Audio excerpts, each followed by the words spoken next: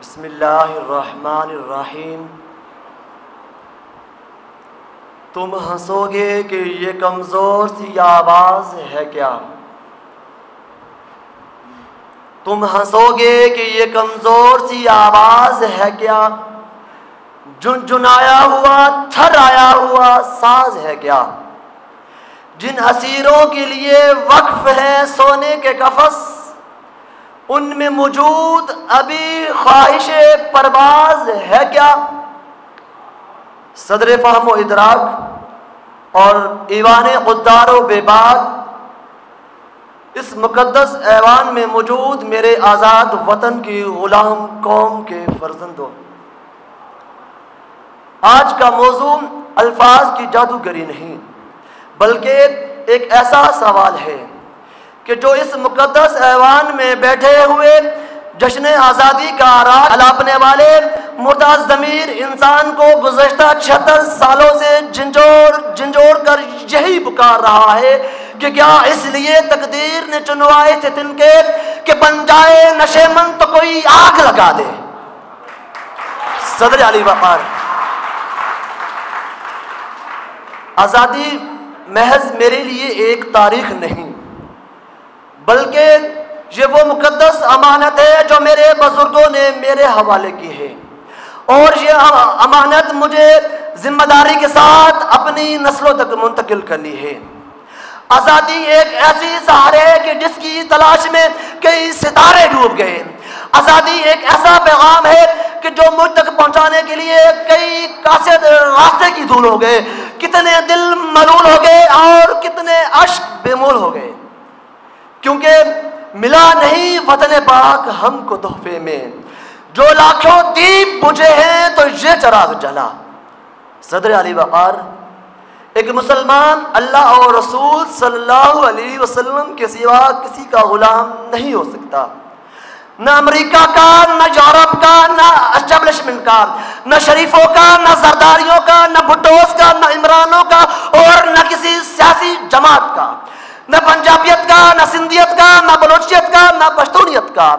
اس لیے کہ اقبال 20ویں صدی میں غلامی کے خلاف آزادی کی سب سے بڑی آواز بن گئے۔ ان کی شاعری آزادی کے جشن اور غلامی کے ماتم سے بھری ہوئی ہے، اس لیے کہ عام حریت کا جو دیکھا تھا خواب اسلام نے، اے مسلمان آج تو اس خواب کی تعبیر دیکھ۔ صدر علی وقار، اگر ہم قائد اعظم کے فلسفہ آزادی کی بات کریں تو آپ نے کسی مادر پدر آزادی کی بات نہیں کی بلکہ آپ من حیث القوم مذہبی آزادی کی بات کرتے ہیں، لیکن بدقسمتی کے ساتھ ہماری 76 سالہ تاریخ ہمارے عمل و کردار کی گواہ ہے کہ سیاستدانوں کو منافقت کرنے کی آزادی ہے، وکیل کو مجرم کا دفاع کرنے کی آزادی ہے، جج کو انصاف فروخت کرنے کی آزادی ہے، معلم کو تعلیم فروخت کرنے کی آزادی ہے، مذہبی ملا کو دین فروخت کرنے کی آزادی ہے، چور کو چوری کرنے کی آزادی ہے، پولیس کو رشوت لینے اور سانے ماڈل ٹاؤن جیسے دردناک سانحات کرنے کی آزادی ہے، کالم نگار کو جھوٹ بولنے کی آزادی ہے، صحافی کو ضمیر فروشی کی آزادی ہے۔ اس لیے کہ مجھے تہذیب حاضر نے عطا کی ہے وہ آزادی کہ ظاہر میں تو آزادی ہے، باطن میں گرفتاری۔ صدر علی وقار، یہ فرسودہ سوچ رکھنے والے گماشتہ دجال آدیوں کی مانند آگے بڑھ رہے ہیں، پکار رہے ہیں آؤ ہم اس چراغ کو بجھا کر دم لیں گے، مگر وہ سامنے کھڑا ہاتھ میں چراغ لے کر عزم کی اعلیٰ مثال بن رہا ہے، پکار رہا ہے ارے آپ دیکھ پہلے مجھے مار، میرے چراغ کو بجھا کر دکھا، میں موسیٰ کا پیروکار ہوں، مجھے اپنے قبیلے سمیت جبلوں میں بھٹکنا تو منظور ہے مگر میں کسی فرعون وقت کے روبرو گھٹنے نہیں ٹیکوں گا کیونکہ ہمیں آزاد ہونا ہے۔ میں یحییٰ کا پیروکار ہوں،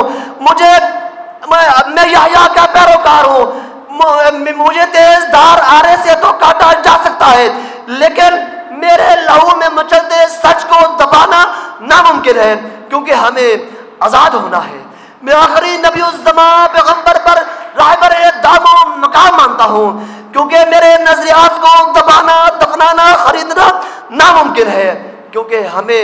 آزاد ہونا ہے۔ میں حسینی ہوں کہ صدر علی وقار میرا چراغ فکر آندھیوں کے تھپیڑوں سے بھی بے خوف و خطر روشن رہے گا، کیونکہ ہمیں آزاد ہونا ہے۔ میں سقراط ہوں کہ صدر علی وقار سچائی میرے ضمیر میں ہے، کیونکہ ہمیں آزاد ہونا ہے۔ میں منصور ہوں کہ بغاوت میرے خمیر میں ہے، کہ تختہ دار پر بھی کسی سے بھیک نہیں مانگوں گا، کیونکہ ہمیں آزاد ہونا ہے۔ اور میں ارشد شریف ہوں کہ صدر علی وقار آزادی صحافت میرے ضمیر میں ہے۔ اس فرسودہ اور کرپٹ نظام کے ہاتھوں شہید ہونا تو قبول ہے، مگر وطن عزیز کی بقا کی خاطر جھوٹ نہیں بولوں گا، کیونکہ ہمیں آزاد ہونا ہے۔ اور آج کا یہ 76 سالہ پاکستان اس مقدس ایوان میں بیٹھے حضرت انسان سے یہی چیخ چیخ کر سوال کر رہا ہے کہ ہمیں آزاد ہونا ہے۔ آخر میں ان اشعار کے ساتھ کہ چلتے ہیں دبے پاؤں کوئی جاگ نہ جائے، غلامی کے اسیروں کی یہی خاص ادا ہے، ہوتی نہیں جو قوم حق بات پہ یکجا، اس قوم کا حاکم ہی بس اس کی سزا ہے۔ آپ کی سماعتوں کا بہت